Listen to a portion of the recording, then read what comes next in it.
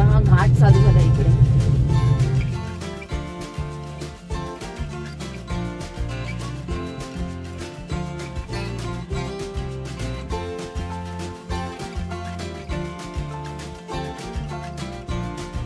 इथे 2 कॅटेगरीजचे रूम आहेत. या डिलक्स रूम आहेत आणि ही आमचे ते सुपर डिलक्स रूम आहेत इथे या साईडला.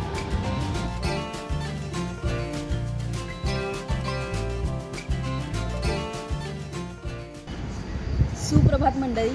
आज औरंगाबादमध्ये माझा दुसरा दिवस आहे.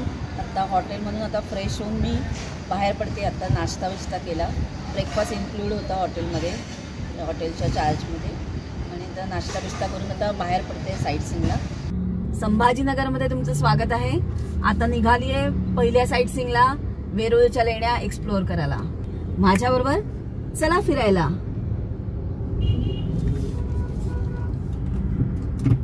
जय गजानन महाराज.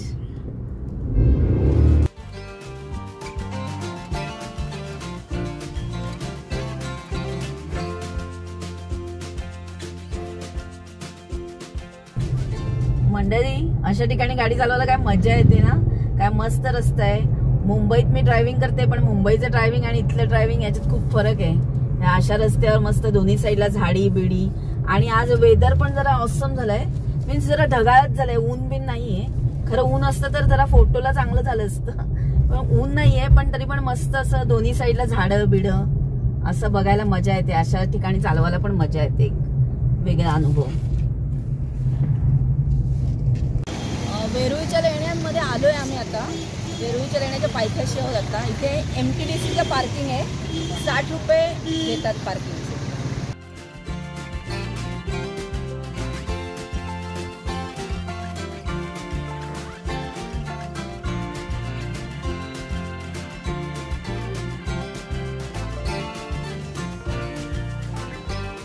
चला, येत आहे ना वेरूळ लेणी बघायला. वेरूळ लेणी म्हणजेच एलोरा केव्स. आणि अजंठा केव्स आहेत त्या इथून खूप लांब आहेत. म्हणजे अजंठा वेरूळ असं एकत्र म्हटलं जरी तरी इथे त्या फक्त वेरूळ लेण्या, त्यालाच एलोरा केव्स असं म्हणतात. प्रवेशद्वाराच्या समोरच गजांत लक्ष्मीचे शिल्प आहे. कमलासनावर बसलेल्या लक्ष्मीला गजराज कलश भरून अभिषेक करत आहेत.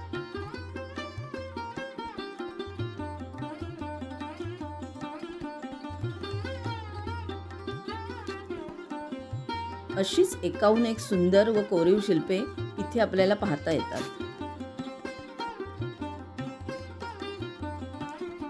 आधी कळस मग पाया, म्हणजेच एक अखंड पाषाण वरून खालच्या दिशेने कोरून या शिल्पांची निर्मिती करण्यात आली आहे.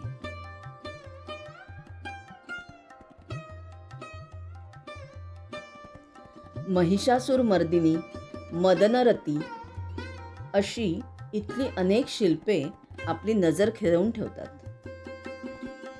हे आहे महाभारतातील युद्धाचे एक प्रसंग दाखवणारे शिल्प.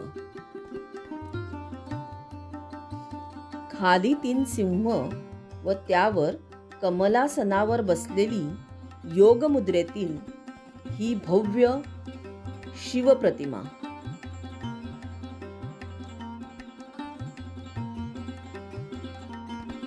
हे आहे गजासूर वधाचे शिल्प. गळ्यात नागबंध व नरमुंड माला धारण केलेला शिव एक पाय जमिनीवर तर दुसरा पाय असुरांच्या मस्तकी ठेवून उभा आहे.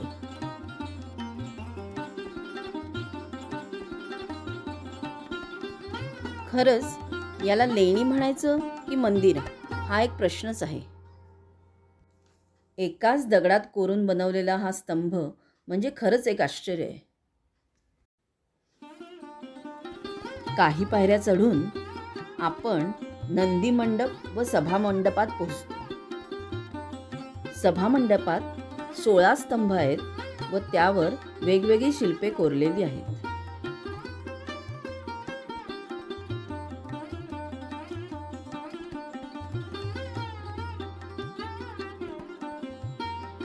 हो, आणि हे आहे सभामंडपाच्या छतावर कोरलेले शिल्प. खरंच किती अद्भुत.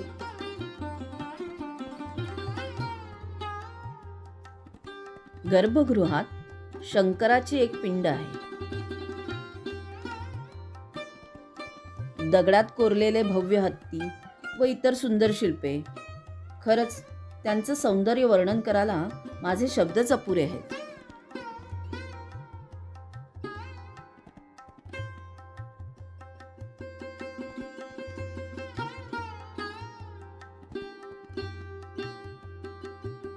एक ते 12 नंबरमध्ये बौद्ध गुफा आहेत.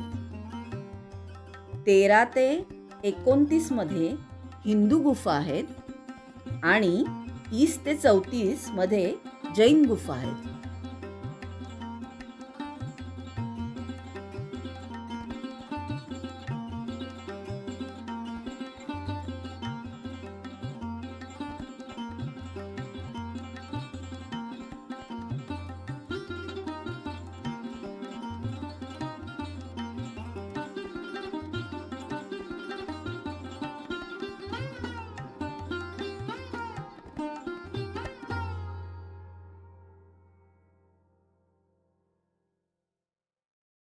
मंडळी, या लेण्यातून फिरताना एका वेगळ्याच काळात पोहोचले होते.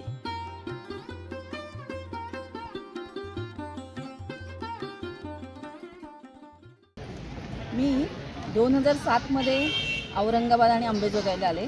आज आता 15 वर्षांनी आले परत, पण खूपच छान वाटतंय आणि परत या लेण्या बघताना एक वेगळाच आनंद मिळतोय.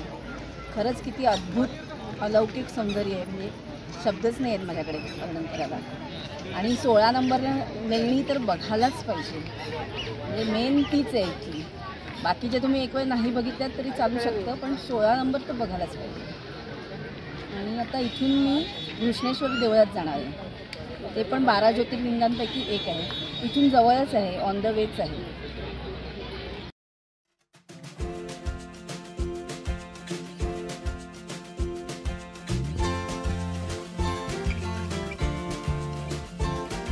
घृष्णेश्वराच्या देवळात दर्शन तर खूप छान झालं आमचं, परंतु देवळात व्हिडिओग्राफी आणि फोटोग्राफी अलाउड नसल्यामुळे मी काहीच तिथे दाखवू शकत नाही तुम्हाला.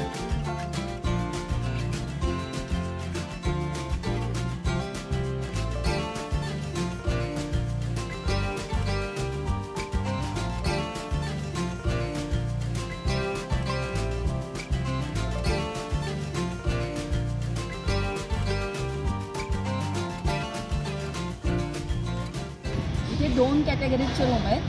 या डिलक्स रूम आहेत आणि ही आमचे ते सुपर डिलक्स रूम आहेत. इथे हॉटेल अतिथीची एक क्विक रूम टूर देते तुम्हाला.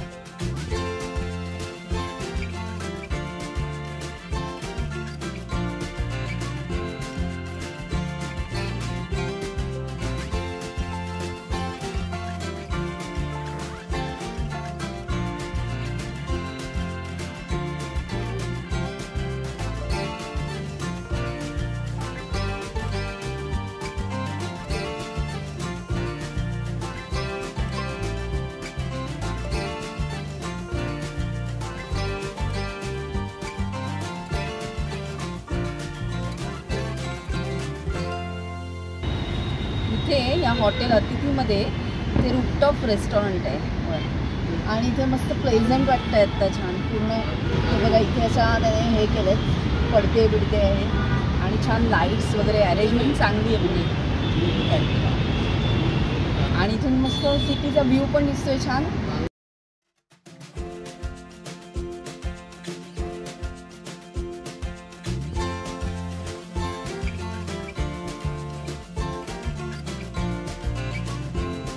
सुप्रभात मंडळी, माझ्या चॅनलवर तुमचं स्वागत आहे ट्रॅव्हल विथ अस्मितामध्ये.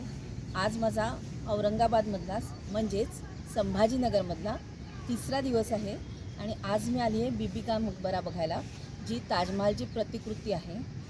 हा एकंदर एरिया आहे सगळा छान. पार्किंग आहे इथे. एंट्री फी 25 रुपये आहे. आणि आता मी बघते, तुम्हालाही दाखवते. चला तर मग माझ्याबरोबर.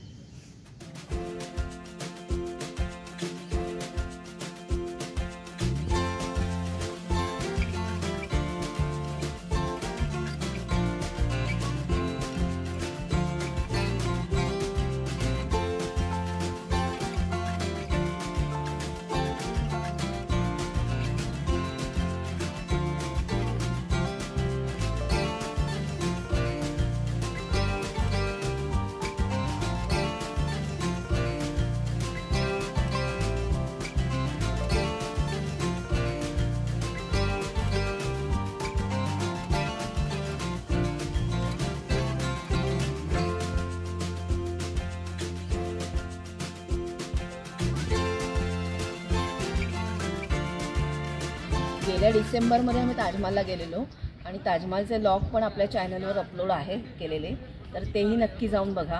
ताजमहल आणि आग्रा फोर्टचा लॉग तिथे आहे, तुम्हाला मिळेल यूपीच्या प्लेलिस्टमध्ये, MP UP प्लेलिस्टमध्ये, तर ते नक्की बघा. आणि हा लॉग पण आवडला तर नक्की लाईक करा. आता इथून आम्ही परळी वैजनाथ करत पुढे अंबेजोगाईला जाणार.